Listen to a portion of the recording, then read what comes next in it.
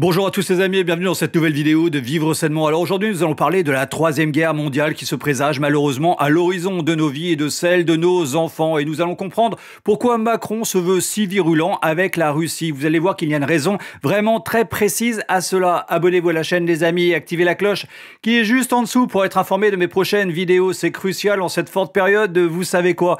Je remercie également toutes les personnes qui m'aident financièrement sur Tipeee et me permettent de produire des vidéos comme celle-ci. Merci vraiment à vous tous. Alors on va commencer de suite avec l'amiral Rob Bauer en visite à Kiev et venant annoncer qu'ils feront tout pour que l'Ukraine devienne un membre permanent de l'OTAN. Ma visite, la première délégation militaire de l'OTAN à se rendre en Ukraine depuis l'invasion à grande échelle, témoigne du fait que notre organisation et l'Ukraine sont plus proches qu'elles ne l'ont jamais été. Chaque jour qui passe nous rapproche.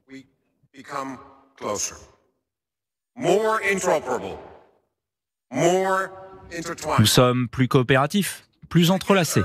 Ensemble, nous mettons tout en œuvre pour faire de l'Ukraine un membre de notre alliance.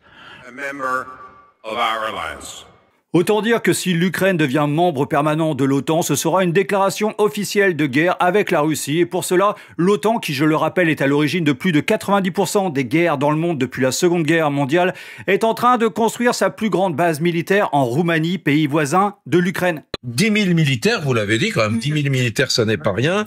Le coût estimé de ces travaux, 2,5 milliards d'euros. Et elle s'étend sur une superficie de 2300 hectares et un périmètre total, cette nouvelle mégabase, de 30 km. J'aimerais qu'on regarde tout de suite la carte. Si Aurélien, qui est dans la régie, peut nous remontrer la carte, parce que ça, c'est important. Vous voyez la carte de l'Europe. En bleu, c'est les pays de l'OTAN, vous voyez. Et donc, vous voyez la petite flèche, là. Donc, c'est la Roumanie. On est tout près de l'Ukraine, tant convoitée par les Russes, et vous l'avez compris, on est vraiment un jet de pierre, j'allais dire en tout cas un jet de jets, d'avions de chasse du territoire russe. Est-ce que les Russes, qui ont fait toute leur communication sur la guerre en disant on en a marre que l'OTAN vienne nous mordre les mollets aux frontières de l'État russe, est-ce que les Russes vont bien le prendre? Est-ce que les Russes ne vont pas surréagir en disant mais qu'est-ce que vous venez encore une fois, tout près de nos frontières, établir la plus grosse base existante de l'OTAN? Alors à question simple, réponse simple, l'OTAN vient faire la guerre à la Russie pour la détruire. C'est un plan qui est planifié depuis très longtemps. L'Ukraine n'est simplement que le commencement de cette guerre. Et du côté russe, leur décision est catégorique. Écoutons Piotr Tolstoï, le vice-président de la Douma russe. L'Ukraine n'existera jamais dans les frontières qu'il y avait avant la guerre. Point. N'existera jamais. Pour nous, c'est une question existentielle. Et on ne va pas arrêter. On ne va pas retirer les troupes, on va pas faire semblant qu'on est... on ne croit pas, on ne croit plus aux accords avec les Européens, on ne croit plus aux accords avec les Américains. On va garantir notre sécurité à tel point à quel ça sera décidé par Vladimir Poutine. Alors ce que veulent les Russes est très simple et très stratégique, juste avoir une zone tampon avec l'Ukraine pour que Moscou et Saint-Pétersbourg ne soient plus à portée des bases militaires de l'OTAN qui s'installent depuis des années juste autour de la Russie. Et écoutons un homme juste, le général Didier Tauzin. Il y a quelque temps en conférence, on m'a demandé ce qu'il faudrait faire. Moi j'ai dit c'est simple, si j'étais aux affaires, d'abord immédiatement je donne l'ordre à toutes les forces françaises présentes sur le théâtre là-bas de rentrer en France. Terminé. Immédiatement, je quitte l'OTAN. Je quitte l'OTAN. Pourquoi? Mais parce que l'OTAN est une machine à faire la guerre, à déclencher des guerres. C'est devenu une machine à déclencher des guerres. Et c'est aux ordres des Américains qui sont en train de s'écrouler aussi d'ailleurs. Ça va mal aux États-Unis. Hein. C'est une machine aux ordres des Américains pour étendre leur domination au niveau mondial. Alors, 100% d'accord avec lui, rien d'autre à ajouter. Pour ceux qui pensent qu'il faut sauver l'Ukraine, regardez. L'image du jour, cela aura été une des grandes énigmes du début de la guerre. Et cette fois, la vérité apparaît au grand jour. Le sabotage du gazoduc Nord Stream 2 entre la Russie et l'Allemagne sous les eaux glacées de la Baltique était bien commandité par le sommet de l'armée ukrainienne. On avait déjà remonté la piste jusqu'aux voiliers, jusqu'aux traces d'explosifs à bord, jusqu'au faux passeport de l'équipage. Désormais, le fil tiré par Radio France et un consortium de journalistes européens mène directement à cet homme, au chef d'état-major de l'époque, un certain Valéry Zaloujny, limogé, vous le savez, le mois dernier. Le mobile, lui, coule de source. Il s'agissait de couper ce lien entre la Russie et l'Europe via l'Allemagne. Ouais, donc si l'essence flirte avec les 2 € et si toute l'économie de la France et de l'Europe est touchée, c'est à cause du gouvernement ukrainien dirigé par les Américains. Donc si tu n'arrives plus à finir tes fins de mois correctement, voilà une des raisons principales, bien sûr, avec l'aide de Macron qui détruit entièrement la France et le pouvoir d'achat des Français. Et écoutons TV Liberté. Mais cette rancune réelle ou supposée peut s'avérer dangereuse. En effet, la réaction de Vladimir Poutine aux déclarations d'Emmanuel Macron sur l'absence de ligne rouge ou de limite au soutien à l'Ukraine est très claire. Les États qui déclarent qu'ils n'ont pas de ligne rouge par rapport à la Russie, ils doivent alors comprendre qu'en Russie, il n'y aura pas non plus de ligne rouge par rapport à ces États. Donc les choses sont vraiment très claires pour la première puissance nucléaire hypersonique. Et donc les petits coqs continuent même de gonfler le torse. C'est un homme qui s'exprime peu dans les médias. Le voilà à l'origine d'une tribune dans le journal Le Monde. Kirchil, chef d'état-major de l'armée de terre, a un message à faire passer. L'armée se tient prête. La France a la capacité d'engager en coalition une division, soit environ 20 000 hommes, dans un délai de 30 jours. Suite logique des récentes prises de parole du chef de l'État sur la possibilité d'envoyer des troupes en Ukraine. Vendredi, juste après une rencontre avec Olaf Scholz et Donald Tusk à Berlin, dans son avion pour Paris, il persiste et signe dans les colonnes du Parisien. Peut-être qu'à un moment donné, je ne le souhaite pas, n'en prendrai pas l'initiative. Il faudra avoir des opérations sur le terrain, quelles qu'elles soient, pour contrer les forces russes. La force de la France, c'est que nous pouvons le faire. Une position affirmée à nouveau, seulement 2 jours après son interview télévisée. Si la Russie continuait son escalade, si la situation devait se dégrader, nous devons être prêts et nous serons prêts. Et pour être prêts, et nous serons prêts. Et nous serons prêts à prendre les décisions qui s'imposent pour que la Russie ne gagne jamais. Et donc ce gars délirant, poudré jusqu'aux oreilles, se sentant invincible, met notre vie et celle de nos enfants en danger de mort imminente face à la Russie. Écoutons Piotr Tolstoï. Le président français lui refuse qu'on en arrive à cette situation et on s'en fout de son opinion. Vous vous foutez de ce que dit Emmanuel Macron. Exactement. Et quand il vous dit qu'il est prêt éventuellement à ne pas se fixer de limites. On s'en fout de ses limites. On s'en fout de Macron, de ce qu'il dit Macron. On s'en fout de limites de Macron. Et on va tuer... La France reste une puissance nucléaire. Vous l'avez en tête. Tout à fait, avec 200 missiles. Et donc, on va tuer tous les soldats français qui vont venir au sol ukrainien. Tous. Parce qu'aujourd'hui, il y en a, durant le conflit en Ukraine, 13 000 mercenaires, dont 367 Français, et dont 147 ont déjà tué. Donc il y en a 147 citoyens de la France qui ont été tués en Ukraine. Et on va tuer tout le monde. Vous inquiétez pas. Alors la réponse de la Russie est très claire, nette, précise et cinglante. Alors le délirant Macron a répondu par une photo photoshopée montrant des biscottos totalement inexistants pour se sentir fort dans sa folie la plus complète. Et écoutons Franz Tapiro, un publicitaire français, essayant de défendre le Macron qui paye très bien. Ça peut choquer certains. D'abord, il fait de la boxe depuis longtemps. Et il fait pas de la boxe comme ça pour une mise en scène, donc c'est pas vrai. Il en fait au moins 2 fois par semaine. Ça fait au moins 2-3 ans qu'il en fait, je peux vous le dire. Ouais. Et il est très assidu, premièrement. Donc, c'est une vraie image d'un vrai boxeur qui s'entraîne. Parce que même s'il est président de la République, il a le droit sur du sport, et il en fait beaucoup. Deuxièmement, Soisy Moissonnière qui vraiment a l'habitude... qui est la photographe, qui a l'habitude de faire ses photos prises sur le vif, qui est vraiment la professionnelle, les instantanés de vie, un peu comme Depardon à l'époque, pour les plus anciens. Raymond Depardon. Ouais. Vous pensez vraiment qu'elle va s'amuser à gonfler un biceps? Non. Certains aimeraient peut-être avoir des biceps comme le président, mais je peux vous le garantir que c'est pas truqué. Ouais, donc selon cet imposteur, le Macron est très musclé, alors on va rechercher tous ensemble dans les archives, et voilà le vrai Macron avec ses gros muscles de Monsieur Univers. Et là, on le voit en Rocky Balboa sortir de l'eau, bandant tous ses muscles que la Terre lui envie. Et là, c'est un petit jeu des 2 erreurs. Trouvez-les et indiquez-les-moi dans les commentaires ci-dessous. Alors qu'en fait, le vrai Macron en boxe, c'est certainement ça.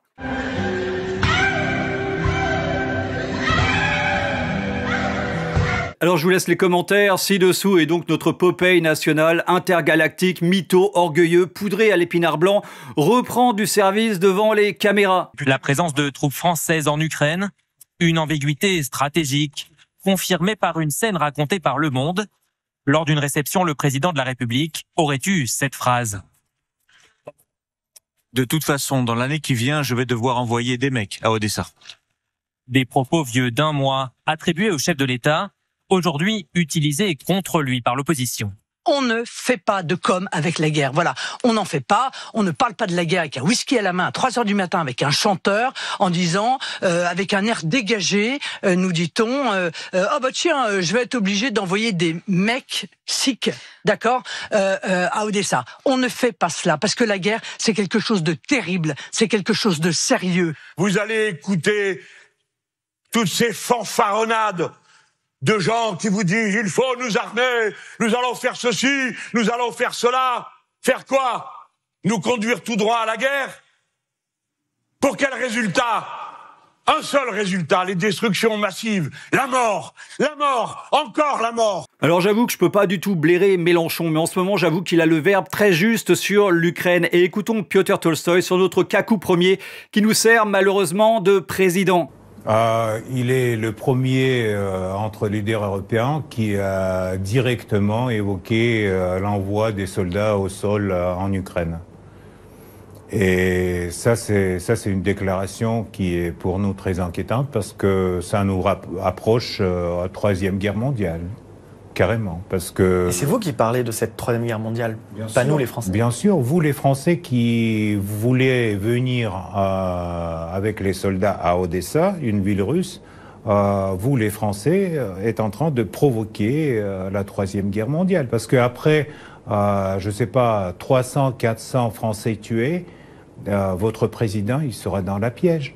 Il devrait soit accélérer l'histoire, soit augmenter la présence de troupes, soit retirer les troupes. Et donc, pour augmenter la présence des troupes, il viendrait te réquisitionner, toi et tes enfants, comme chair à canon de cette guerre contre la Russie, planifiée depuis très longtemps. Écoutons l'eurodéputé Marcel De Graaf. Ce que nous voyons maintenant, c'est beaucoup de propagande qui va dans le sens de cette confrontation directe. Comme si on voulait que la Troisième Guerre mondiale commence. Donc étant donné qu'il y a des imbéciles complets, des idiots complets qui dirigent ce processus, parce qu'ils sont en fait des vassaux ou des sbires qui sont payés par ce grand complexe militaro-industriel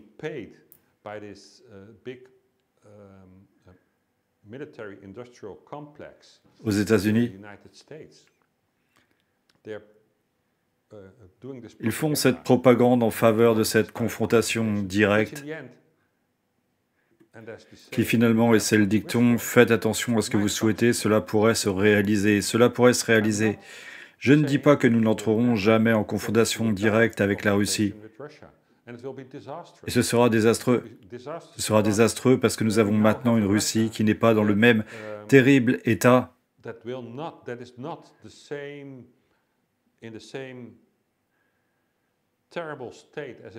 que lors de l'effondrement de l'Union soviétique.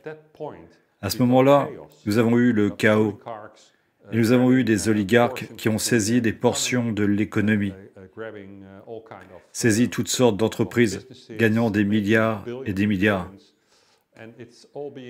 Et tout est en train d'être inversé maintenant par le président Poutine. Il nationalise toutes sortes de parties essentielles de l'économie. Des industries essentielles.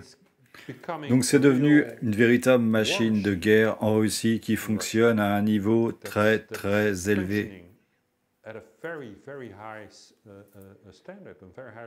Et très haut niveau, qui est aussi très indépendant de tout ce que fait l'Occident.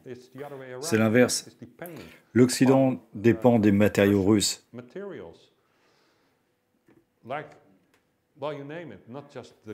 Pas seulement le gaz et le pétrole, mais aussi l'uranium et d'autres métaux précieux. Donc c'est bien plus que juste les combustibles fossiles. Ce que nous voyons, c'est que nous sommes dans une situation très désavantageuse en cas de confrontation avec la Russie. Donc si nous y arrivons, ce sera désastreux pour nous. Et oui, clairement, ces gens qui veulent nous amener en guerre contre la Russie n'ont pas d'armes, de munitions, de gaz, de pétrole, d'uranium et viennent faire les cacous sur la scène internationale. Ces gens sont clairement dangereux pour nous, le peuple. Et écoutez le général André Coustou dévoiler ce que voulait faire Macron aux Gilets jaunes. En 2018, au moment de la crise des Gilets jaunes, le chef des armées, qui est le président, avait donné des ordres ou directives pour que l'armée soit interposée entre, d'une part, les Gilets jaunes et d'autre part, le Palais Bourbon et l'Élysée. Avec, c'est ça qui est important, éventuellement la possibilité de tirer sur les manifestants. Eh bien là, il a été fait savoir au président, sous une forme que j'imagine un peu diplomatique quand même, que l'armée ne tirait pas. Alors selon lui, Macron voulait apparemment tirer sur des gilets jaunes et puisque l'armée a refusé, il a utilisé sa milice personnelle pour les éborgner et leur arracher des mains. Et maintenant, les médias nous préparent à la guerre. Regardez. Notre devoir est de se préparer à tous les scénarios. Ce serait une erreur, une faute de ne pas le faire. Quelles opérations pourraient être menées par les Français ? C'est ce que nous allons voir avec le colonel Arbarutier, carte à l'appui. Alors, il y a deux scénarios majeurs qui sont envisagés. Le premier, c'est de masser des troupes le long du Dniepr. Colonel, quel intérêt? Et pourquoi le long du Dniepr? En fait, le long du Dniepr, c'est une séparation importante entre l'Ukraine occidentale et l'Ukraine orientale. Donc, historiquement, ça a un rôle. Et notamment, c'est sur le terrain facile à reconnaître, ce qui est important pour des soldats.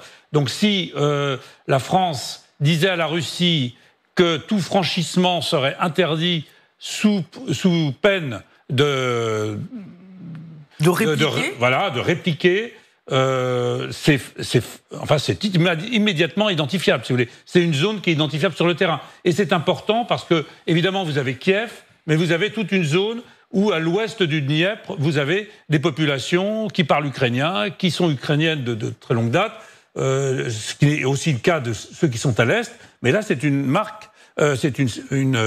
barrière qui est visible sur le terrain.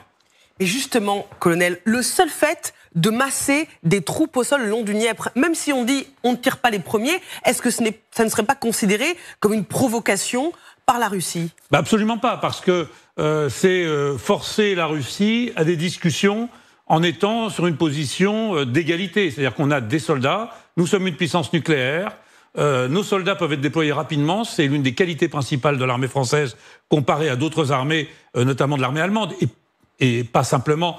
ce n'est pas simplement la question de la qualité de nos soldats qui est mais aussi parce que le président a ce pouvoir de déployer des forces immédiatement. Ce qui n'est pas le cas du chancelier Scholz, qui doit en référer au Bundestag et qui doit avoir l'accord du Bundestag. Bon, ce qui n'a pas empêché en Afghanistan les Allemands de déployer quelques troupes avant l'accord du Bundestag. Alors voilà, maintenant c'est très clair pourquoi Macron va en première ligne pour intensifier les tensions avec la Russie, simplement car en France, le président est le chef des armées et il peut déployer des forces armées sans l'accord du Parlement. Je répète, sans aucun accord du Parlement. Donc ce poudré délirant aux ordres du Forum économique mondial peut nous envoyer en guerre sur un claquement de doigts. Et la France faisant partie de l'OTAN, vous comprenez très très bien la suite. Et tout ça juste avant des élections américaines. Ce serait, comment dire, miraculeux pour certains qui veulent devenir les maîtres du monde. Revenons sur Piotr Tolstoï qui va remettre l'église au milieu du village. Écoutez, j'aime bien la France, j'aime bien la culture, je regrette beaucoup que je ne pourrais pas amener mes enfants à Louvre, je ne sais pas, montrer Paris, etc. Oui, parce que vous voulez plutôt envoyer une bombe nucléaire à Paris en ce moment, c'est plutôt ça le discours. Bien sûr. À la télévision russe, on calcule la durée qu'il faudrait pour un missile nucléaire pour arriver à Paris. 2 minutes, selon Soloviev. Pas 2 minutes, un peu plus, mais... donc vous avez commencé à calculer les plans? Oui, bien sûr, on calcule parce que, vous savez, pour nous, c'est ce qui est important historiquement pour la Russie, c'est assurer la sécurité du pays. Et quand les pays de l'OTAN, dont aussi la France, mettent les missiles autour de nos frontières et veulent mettre les missiles en Ukraine, en adhérant à l'OTAN, à l'Ukraine. Donc pour nous, c'est inadmissible. Alors on parle bien de missiles nucléaires hypersoniques qu'aucun système de défense ne peut arrêter et qui en 2 minutes peuvent atteindre Paris et provoquer des millions de morts. Alors que nos armées sont vides de tout matériel. Écoutons Zemmour. Quand on dit que on va envoyer des troupes au sol combattre la Russie, alors que je rappelle que la Russie ne nous a pas déclaré la guerre, et que... Il dit qu'il n'exclut rien, dans une forme de dissuasion. J'ai bien compris, mais la dissuasion, c'est pour la dissuasion nucléaire, c'est pas pour la dissuasion au sol, et pas pour des troupes au sol. Donc quand on dit qu'on va envoyer des troupes, là, le problème, c'est Emmanuel Macron, c'est évident. Et que moi, je dis qu'il ne fait pas peur, il ne fait pas ça pour faire peur à Vladimir Poutine, parce qu'il sait très bien l'armée dont il dispose, mais pour faire peur aux Français. Vous savez, pour combattre les Russes, et pour combattre d'ailleurs toute armée conséquente, il faut des troupes, il faut des armes, et nous n'en avons pas. Il faut bien comprendre que, si vous voulez, nous avons tellement réduit nos effectifs et nos armes qu'aujourd'hui, nous pouvons tenir une guerre dont les spécialistes appellent ça haute intensité, de 3 jours. Je vous donne 2 exemples très vite. Ouais. Nous fabriquons 3000 obus par mois. Les Ukrainiens en consomment 5000 par jour. 2e exemple, aujourd'hui, on détruit dans cette bataille terrible entre les Ukrainiens et les Russes 10 chars par jour. Nous en avons en tout 200. Donc vous voyez, on pourrait tenir 20 jours. Donc nos stocks sont totalement vides. Et quel est le but de Macron? Est-ce que c'est de fanfaronner, faire le cacou avec les muscles qu'il n'a pas, ou bien de provoquer une guerre mondiale? Seul l'avenir, malheureusement, nous le dira. Une chose est sûre, c'est si la 3e guerre mondiale est déclenchée, pour certains qui veulent la grande réinitialisation, c'est certain que la bête de l'événement serait bien arrivée à bon port. Revenons sur Piotr Tolstoï. Aujourd'hui, quand M. Macron dit qu'il va envoyer les soldats à Odessa, il faut lui rappeler que la dernière grande guerre en Europe, la France, elle a tenu 40 jours contre les nazis. Et les Russes, ils ont tenu 4 ans et ils ont gagné la guerre au Berlin. Je veux dire très directement que l'idée d'envoyer les soldats français en Ukraine, ça va se terminer par les cercueils à Orly, couverts par le tricolore, et c'est pas Macron qui va aller les chercher. Donc les Français, ils doivent comprendre les conséquences. Les conséquences seraient bien évidemment catastrophiques et même Vladimir Poutine l'annonce. Ces menaces, on va de plus en plus loin dans les menaces à l'encontre des Occidentaux, notamment de sa propre bouche. Écoutez ce qu'il disait hier, donc juste après son élection à la présidence. Je pense que dans le monde moderne, tout est possible. Mais je l'ai déjà dit. Et il est clair pour tout le monde que ce conflit n'est qu'à un pas d'une 3e guerre mondiale à grande échelle. Et je pense que cela n'intéresse personne. Alors si nous, le peuple, ça nous intéresse, et cette guerre mondiale, on n'en veut clairement pas. On veut sortir de cette Europe mafieuse, de l'euro, de l'OTAN, de l'OMS et de toutes les organisations internationales. Et on veut virer Macron qui, avant d'aller en prison, nous refera certainement peut-être une nouvelle reconversion. Oh, baby, I shouldn't have let you go. I must confess that my loneliness is killing me now. Don't you know I still believe. Alors entraîné, opéré par Jean-Michel, bien sûr. Bref, le Macron essaie de faire la guerre alors que la guerre est déjà sur notre sol. Écoutons Alexis Poulain. Wow, on sent qu'il se passe des choses assez terribles en Ukraine.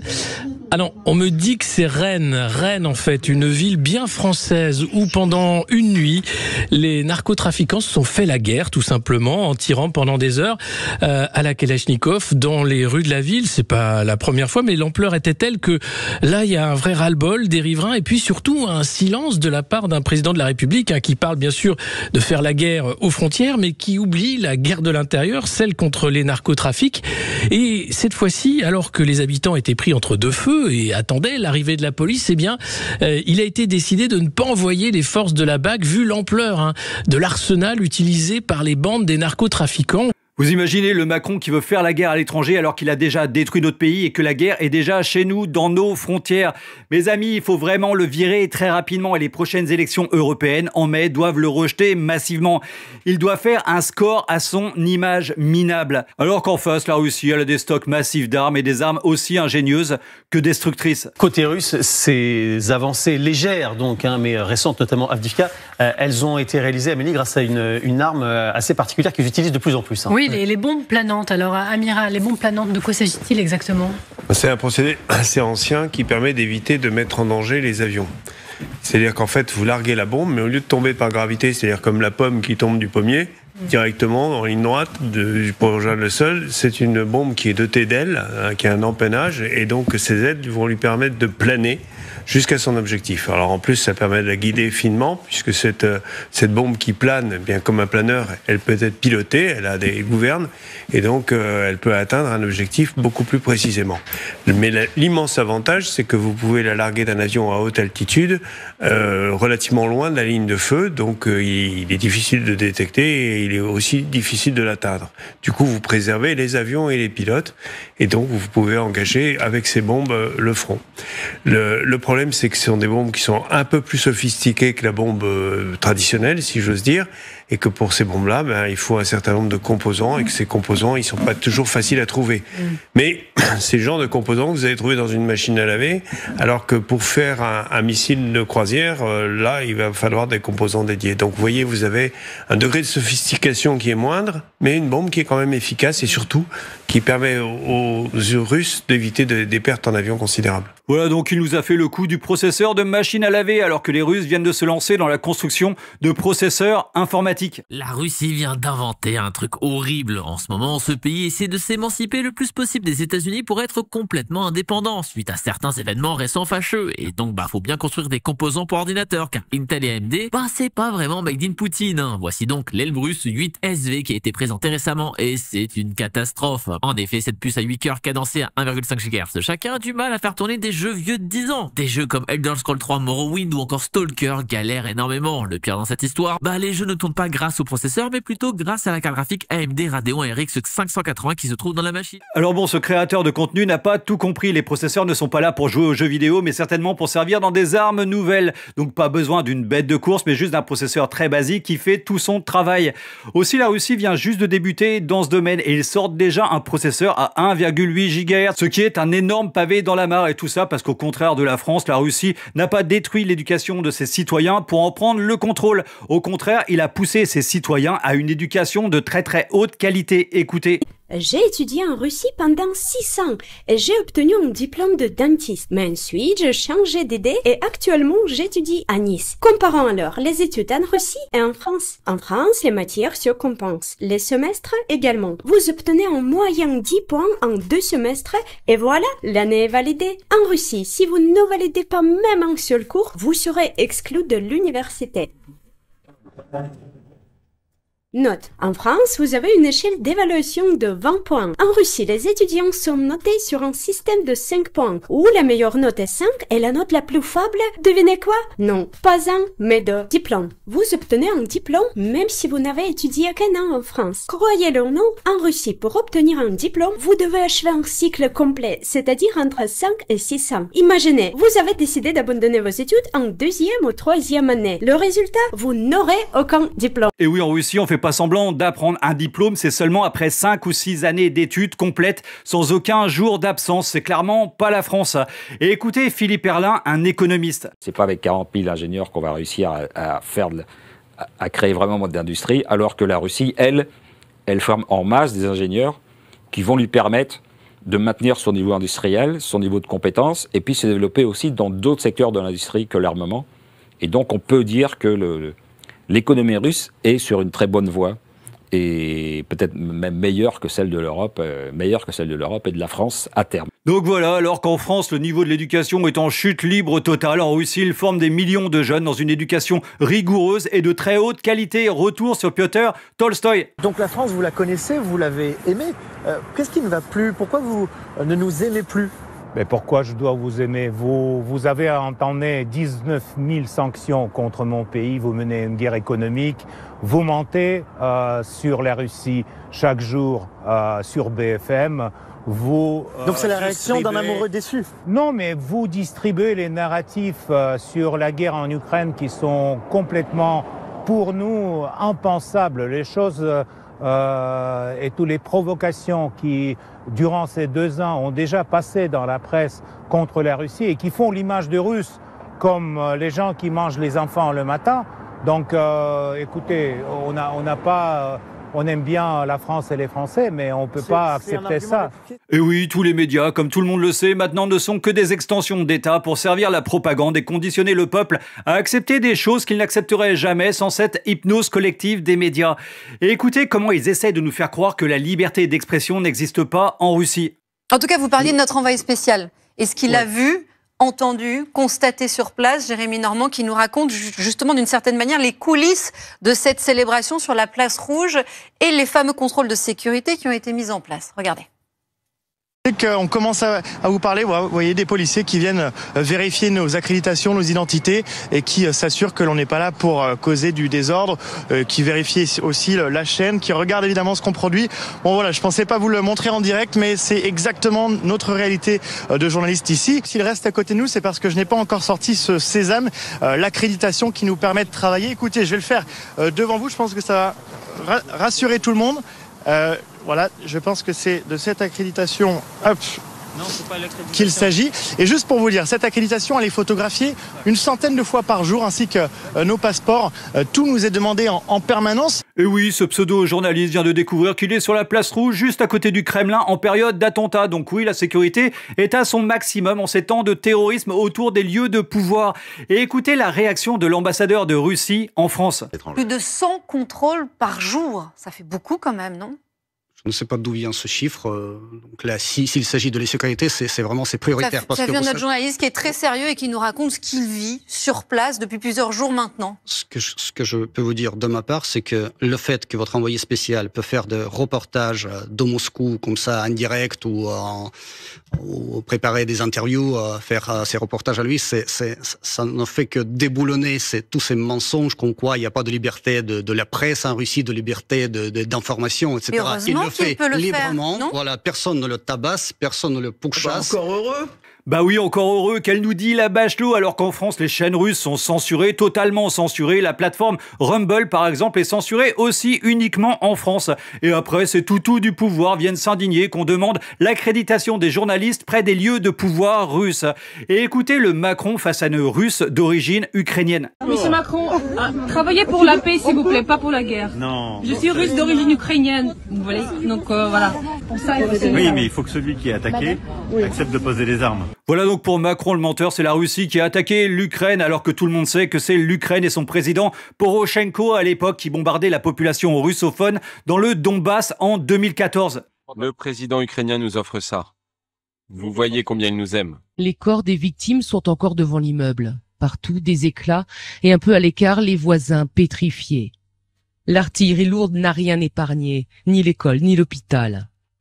C'est très détruit. Le président ukrainien nous offre ça. Vous voyez combien il nous aime. Voilà donc la population russophone se faisait massacrer par les Ukrainiens. Et écoutez ce que disait Macron sur les accords de Minsk, censés être des accords de paix signés par des représentants de l'Ukraine, de la Russie, de la France et de l'Allemagne. Oui, mais il faut que celui qui est attaqué accepte de poser les armes. Mais les accords de Minsk, il faut les c'est lui qui les a trahis. Il faut les faire. C'est lui qui les a trahis. Et quand vous avez quelqu'un qui pense que le droit et les règles... Les accords de Minsk pouvaient être signés à plusieurs reprises. Mais ils ont été signés, ils n'ont pas été respectés. Voilà. Par lui.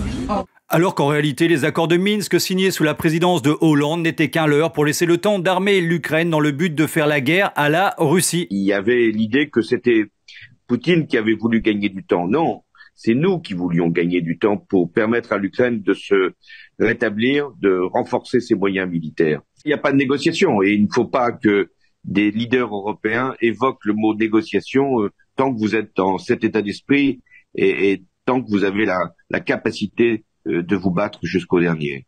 Voilà donc la guerre contre la Russie était planifiée par l'OTAN alors que la Russie en 2014 s'est faite piéger et avait signé des accords de paix qui bien sûr n'ont pas été respectés par la France, l'Allemagne et l'Ukraine. Et écoutez Macron. Moi je veux la paix. Vous avez entendu son interview, il veut la paix. La France est une puissance. Mais qui a attaqué l'Ukraine? C'est pas la France.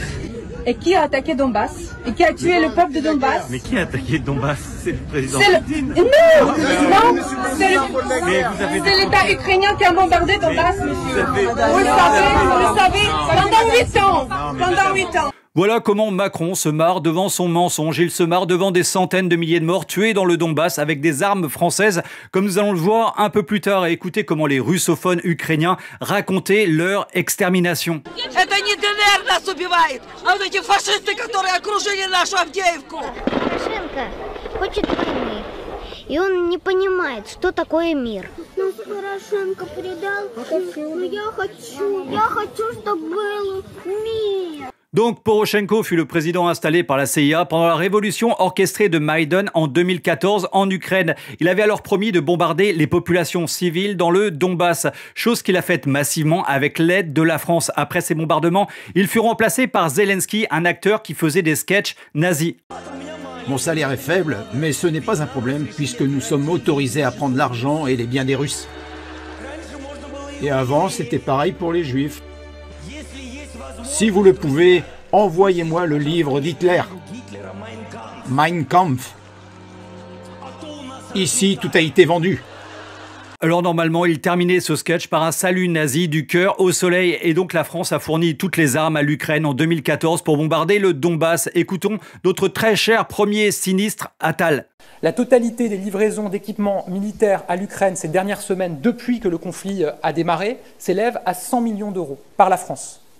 Et je veux rappeler aussi que depuis 2014 et le début de ce conflit militairement, la France a été le premier fournisseur d'armes en direction des Ukrainiens. C'est aussi important. Voilà donc la France est clairement impliquée dans ces centaines de milliers de morts dans le Donbass. Voilà pourquoi la France veut rentrer en guerre pour étouffer cette affaire très sordide. Et écoutons Piotr Tolstoï. Est-ce que vous entendez cette voix des Ukrainiens qui vous disent « laissez-nous tranquilles, on veut être indépendants ». On a pendant 30 ans attendu que ces Ukrainiens arrêtent de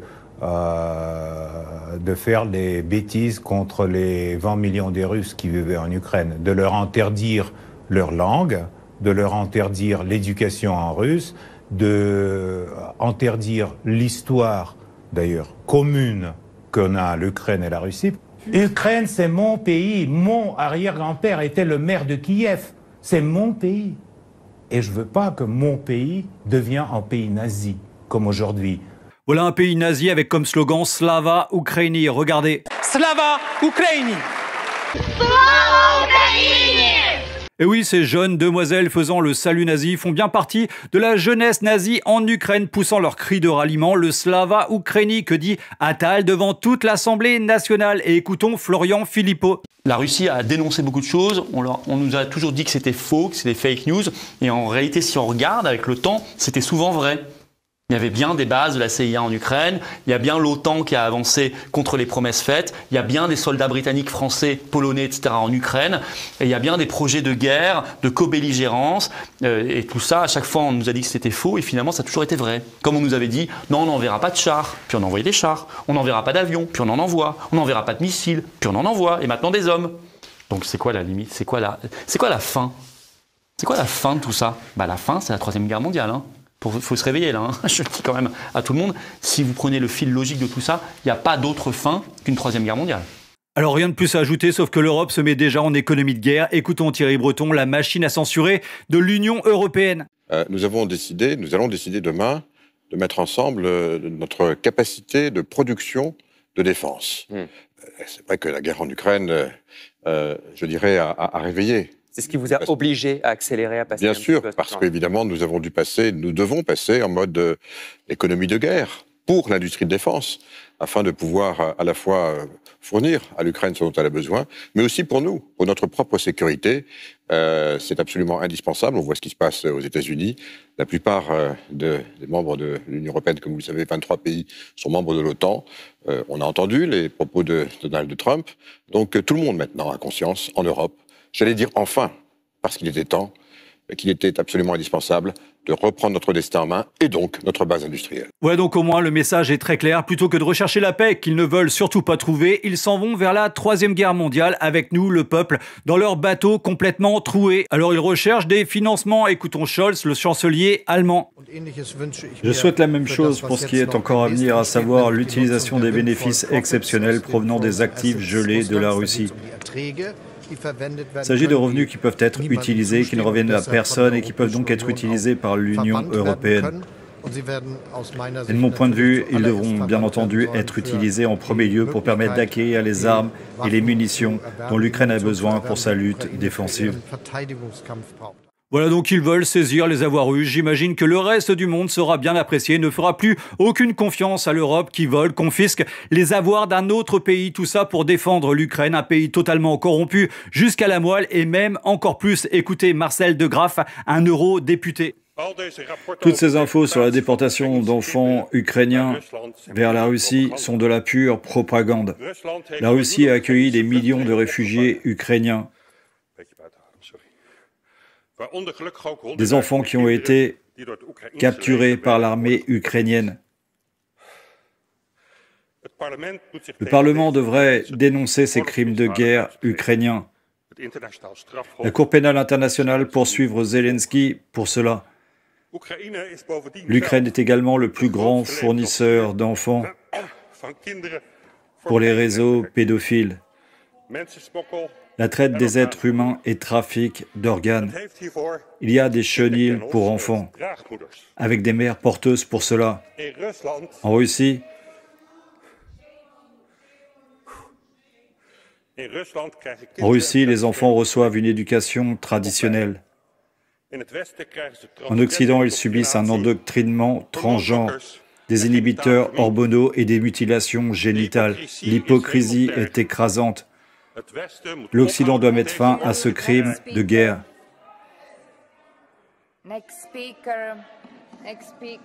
Vous avez vu comment il lui coupe le micro quand il commence à aborder le sujet de la pédophilie. Et oui, l'Ukraine est un énorme vivier pour les prédateurs sexuels d'enfants grâce éventuellement à cette entreprise ukrainienne. Selon les données de recherche internationale, l'industrie commerciale de la gestation pour autrui connaît actuellement un essor mondial.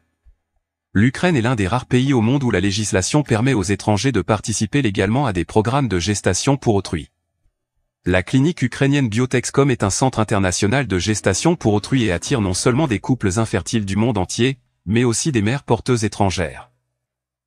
Dans notre clinique Biotexcom, des femmes et des filles étrangères participent également à des programmes de gestation pour autrui. Il y en a un nombre suffisant, et elles viennent volontiers chez nous. Il n'y a aucun problème à respecter les rendez-vous. Voilà donc des gens comme Jack Lang et Cohn-Bendit pouvaient par exemple venir commander leur bébé en Ukraine. Beaucoup de personnes vont tomber de leur chaise quand la vérité va éclater au grand jour très bientôt. Et écoutez Vladimir Poutine sur l'attentat qu'a connu la Russie dernièrement à Moscou. Concernant l'enquête sur ce crime et les résultats des opérations de recherche, je peux maintenant dire ce qui suit. Les 4 auteurs réels de l'acte terroriste, tous ceux qui ont tiré et tué des gens, ont été retrouvés et détenus. Ils essayaient de se cacher et se diriger vers l'Ukraine, là où, selon les données préliminaires, le passage de la frontière était préparé du côté ukrainien. Au total, 11 personnes ont été arrêtées. Tous ceux qui ont participé à ce crime, les exécutants et ceux ayant planifié et donné les ordres seront à juste titre et inévitablement punis, quels qu'ils soient. Je le répète, nous identifierons et punirons tous ceux qui se sont tenus derrière les terroristes, qui ont préparé cette attaque contre la Russie, contre notre peuple. Alors voilà, les terroristes s'enfuyaient vers l'Ukraine où tout était préparé pour leur passage. Cet attentat fut revendiqué par Daesh ou ISIS en anglais. Et écoutez ce que disait Donald Trump. ISIS rend hommage au président Obama. Il est le fondateur d'ISIS. D'accord ? Il est le fondateur. Il a fondé ISIS. Et je dirais que la cofondatrice serait Hillary Clinton, l'escroc. Daesh fut donc créé entre autres par Barack Obama et Hillary Clinton. Et écoutez Hillary Clinton qui l'admet dans cette interview. Nous avons également une histoire à propos de nos allées et venues au Pakistan. Souvenons-nous que les gens contre qui nous nous battons aujourd'hui, nous les avons créés il y a 20 ans. Nous avons fait cela parce que nous étions enfermés dans un conflit avec l'Union soviétique qui avait envahi l'Afghanistan et nous ne voulions pas qu'ils contrôlent l'Asie centrale. Alors, on s'est mis au travail. Ronald Reagan, en partenariat avec le Congrès, dirigé par les démocrates, qui ont dit, vous savez quoi ? C'est une super idée, traitons avec ISIS et les militaires pakistanais et recrutons ces Moudjahidines. Génial. Et faisons venir aussi des gens d'Arabie Saoudite et d'ailleurs et laissons-les importer leur mouvement wahhabite.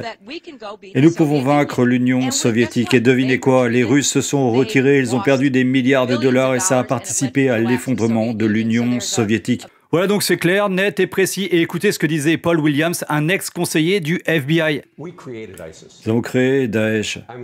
Daesh est une création de la CIA.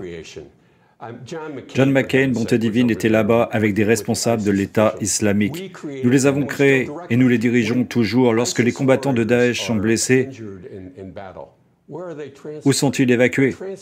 Ils sont transportés pour l'amour du ciel en Israël. Et Israël les ramène au combat. Donc les combattants de Daesh sont hospitalisés en Israël et Israël, une fois soignés, les ramène au combat. Et écoutez ce que disait en octobre 2023 Amir Weitman, président d'une faction du parti Likoud au pouvoir en Israël sur la Russie. Je comprends que vous soyez payé par la Russie et je comprends qu'il s'agit d'une propagande russe. Mais vous devez être très prudent car laissez-moi vous dire que nous allons terminer cette guerre, nous allons gagner parce que nous serons plus forts. Après cela, la Russie en paiera le prix, croyez-moi. La Russie paiera le prix. La Russie soutient les ennemis d'Israël. La Russie soutient les nazis qui veulent commettre un génocide sur nous et la Russie en paiera le prix. La Russie aussi. Maintenant, laissez-moi. Écoutez-moi très attentivement. Nous allons gagner cette guerre. Cela prendra le temps qu'il faudra, mais nous allons gagner cette guerre. Par la suite, nous n'oublierons pas ce que vous faites. Nous n'oublierons pas. Nous viendrons, nous ferons en sorte que l'Ukraine gagne. Nous ferons en sorte que vous payiez le prix de ce que vous avez fait. Vous, en tant que Russie, vous et les ennemis d'Israël, et vous, en tant que les personnes qui font maintenant tout ce qu'elles peuvent pour soutenir le génocide des Juifs en Israël. Nous n'oublierons pas. Voilà, donc Israël menaçait la Russie, soigne des soldats de Daesh, et Daesh revendique l'attentat de Moscou. C'est fou comment Daesh en veut beaucoup aux ennemis d'Israël, au Hezbollah, au Hamas, et maintenant à la Russie. Et c'est fou comment Daesh n'attaque jamais Israël, qui est accusé de génocide sur les Palestiniens. Je vous laisse à vos avis dans les commentaires. Et 4 jours auparavant, l'un des cofondateurs de Daesh, Barack Obama, était en réunion privée et secrète à Londres. Président Obama, pourquoi devrions-nous nous préoccuper de la démocratie en Russie? Avez-vous quelques instants? Venez parler avec nous quelques instants. Comment c'était? De quoi avez-vous parlé? Alors visiblement, il ne voulait en aucun cas aborder le sujet de la réunion. Et en France, sur tous les médias, on est à l'aide de la propagande mensongère pour essayer d'accuser la Russie de meurtre de ses propres citoyens. Juste un mot, cette histoire de l'arrestation des 4 terroristes, de 11 personnes au total du côté de Berdiansk, et tout ça c'est du pipeau total. Et c'est complètement, ça n'a strictement aucun sens. Vous imaginez que ces 4 combattants qui ont fait malheureusement preuve de grand professionnalisme à l'intérieur du centre commercial et de la salle de concert, parce qu'on parle de 140, 150 morts, on va arriver à 200 morts, plus les blessés. Les blessés, dans ce genre d'opération, c'est encore une fois 2-3 fois. Donc c'est une opération énorme. Donc malheureusement, grand professionnalisme. Croyez que les gars prennent j'ai beaucoup de respect pour la voiture française dans laquelle ils se trouvaient. La Renault, Renault blanche. Une Dacia. Voilà, une 2-portes. Ouais. Une 2-portes. Non mais attendez, un commando qui vient de tuer... C'est-à-dire que quand vous êtes dans une 2-portes, vous ne pouvez pas sortir du véhicule pour combattre. Donc tout ça est un pipeau total. Voilà, donc les terroristes étaient dans une voiture 2 portes. Et donc je vous présente la voiture 2 portes des terroristes. Et attention, mystère et boule de gomme, combien de portes à la voiture? Roulement de tambour et la solution est... 4 portes, aïe aïe aïe, ce Philippe Servan, éditorialiste géopolitique, s'est malheureusement encore trompé une nouvelle fois. Et donc son analyse basée totalement sur une erreur grotesque tombe complètement à l'eau. Et une autre coïncidence malencontreuse dans cet attentat, ce sont les annonces des ambassades britanniques et américaines qui, mystérieusement, quelques jours avant les attentats, avaient demandé à leurs citoyens de ne surtout pas se rendre dans des concerts, par exemple, ou des événements regroupant beaucoup de monde. Quelle nouvelle coïncidence, vous avez dit bizarre, comme c'est bizarre, effectivement. Évidemment, cet attentat semble bien sûr remonter à ceux qui ont fabriqué Daesh et qui veulent hystériquement cette 3e guerre mondiale pour sauver leurs fesses. Je vous laisse me donner vos avis dans les commentaires ci-dessous. Voilà, cette vidéo est terminée pour aujourd'hui. Je vous aime très très fort les amis et ensemble on va tous y arriver. Si vous avez aimé cette vidéo, partagez-la sur tous vos réseaux sociaux, cliquez sur j'aime, la cloche et s'abonner qui sont juste en dessous. Et je vous remercie de votre aide avec ma cagnotte Tipeee pour que je puisse consacrer encore plus de temps à mes vidéos. Merci vraiment à vous tous et à très bientôt pour une prochaine capsule sur Vivre Sainement.